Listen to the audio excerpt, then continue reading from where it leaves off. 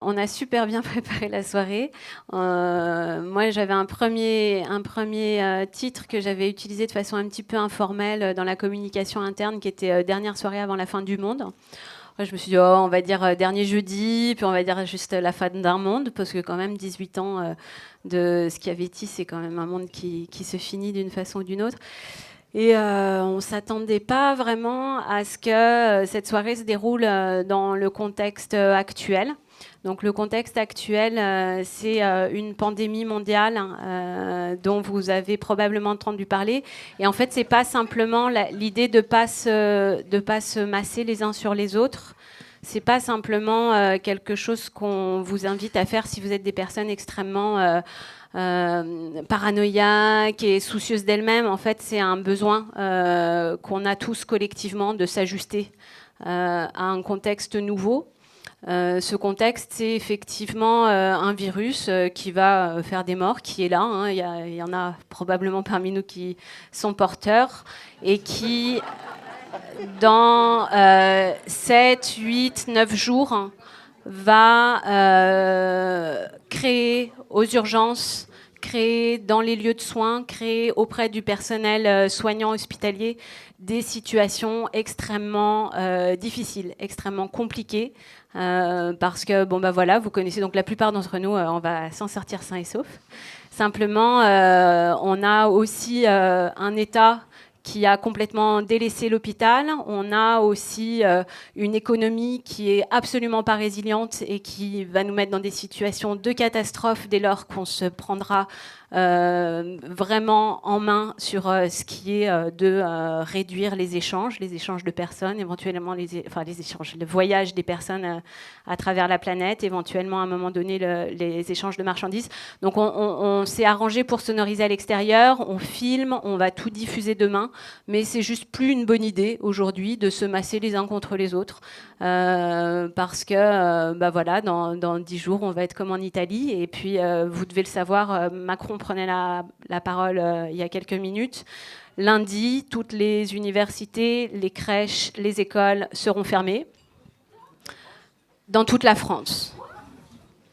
Donc, s'il y en a qui n'étaient pas convaincus qu'on était un petit peu dans une situation critique, peut-être qu'une annonce comme celle-ci va les convaincre qu'on entend bien dehors. Donc, et puis les bureaux de vote resteront ouverts dimanche. Donc voilà, il y a des priorités.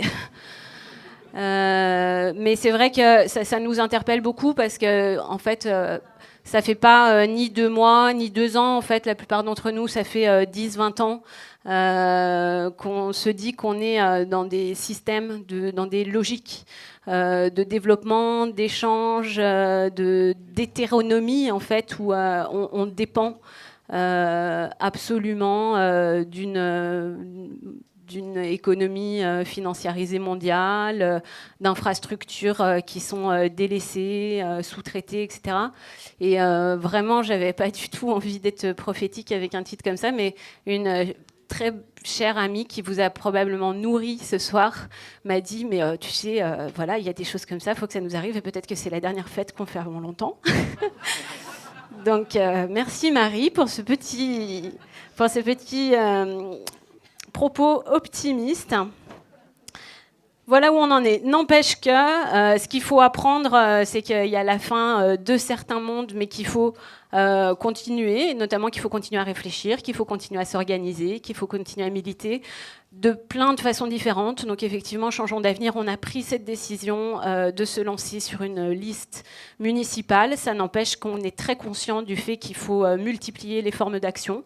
Que certaines peuvent passer par un conseil municipal, que d'autres doivent continuer à s'organiser, à s'autogérer dans le réseau associatif, dans le réseau militant, dans le réseau activiste, parfois d'un certain côté de la ligne, parfois de l'autre, mais l'idée c'est vraiment de archipéliser, pour utiliser un terme cher à Corinne, les modes d'action, les modes de lutte. D'abord, on veut de l'action parce qu'on veut construire des choses ensemble, mais c'est aussi de la lutte parce qu'il y a des principes très actifs et très puissants qui nuisent aujourd'hui à la capacité des individus, des communautés, de la nature en général à s'épanouir. Voilà un petit peu pour l'introduction. Et maintenant, j'ai un immense plaisir. Alors, du coup, je suis hyper émue. Vous imaginez ce que c'est que de faire peut-être la dernière soirée avant la fin d'un monde en présence de 3 intervenants aussi inspirants et aussi, aussi lumineux que ceux que l'on accueille ce soir. Du coup, je les présente brièvement et puis peut-être qu'on complétera les présentations. Jo Spiegel est depuis 1989 le maire de Kingersheim, qui est une municipalité en banlieue, on dit pas autour de Mulhouse. Il a mis en place, et il va nous en parler, donc je ne vais pas, des processus, des façons, une philosophie en fait assez radicale de démocratie participative. Et c'est quelque chose qui nous a énormément inspiré, y compris dans les propositions concrètes qu'on essaye de porter dans cette campagne. Je mentionne le fait qu'en plus de son travail de maire, il a écrit beaucoup, plusieurs ouvrages collectifs et individuels. Le dernier, en 2017, s'intitule « Et si on prenait enfin les électeurs au sérieux ?» C'est un titre à propos pour une soirée comme celle de ce soir. Et puis, je sais qu'au mois de mai, un ouvrage est à paraître aux éditions de l'Atelier qui s'intitule « Nous avons décidé de décider ensemble ». Et là encore, on aurait pu en faire un slogan, mais comme on est nul en slogan, on le laisse en titre. Donc, merci beaucoup, Jo, d'être avec nous ce soir. Corinne Morel-Darleux est une sorte d'arlésienne d'adoption. C'est l'activiste de service. C'est les amis de Campus Sauvage et du Politique Social Club qui l'ont acclimatée à l'écosystème arlésien. Corinne est élue à la région Auvergne-Rhône-Alpes. Auvergne-Rhône-Alpes. Moi, je suis rhône-alpienne, toujours depuis 2010. C'est ça. C'est aussi une militante et c'est aussi une écrivaine.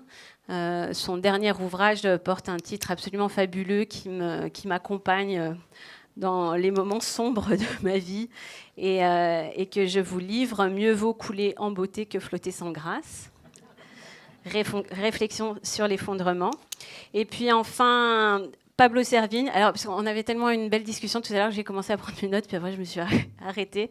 Et donc, Pablo Servigne est chercheur indépendant, ingénieur agronome. Et c'est un auteur reconnu, un penseur aussi, peut-être une tête de... en tout cas un front de réflexion dans le monde intellectuel sur les questions écologiques et sur cette notion d'effondrement qui a progressivement percolé un petit peu dans la façon dont on considérait la crise environnementale. Et il est l'auteur de plusieurs ouvrages, co-auteur. Alors j'ai peur de ne pas les dire dans le bon ordre. Une autre fin du monde est possible, hein, le dernier, et si tout pouvait s'effondrer, le premier, et au milieu l'entrée d'une autre, l'autre loi de la jungle, co-auteur avec Gauthier Chapelle. Donc merci à tous les trois.